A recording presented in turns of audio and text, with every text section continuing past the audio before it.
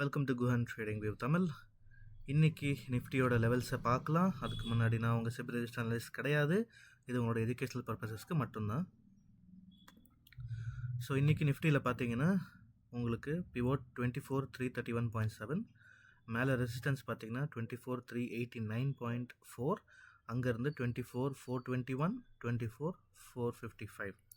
கீழே சப்போர்ட் பார்த்தீங்கன்னா 24,251, 24,230, கடைசியாக 24,219. ஸோ இதுதான் சப்போர்ட் ஜோன். இங்கே வந்துச்சுன்னா பவுன்ஸ் ஆகிறதுக்கு வாய்ப்பு இருக்குது.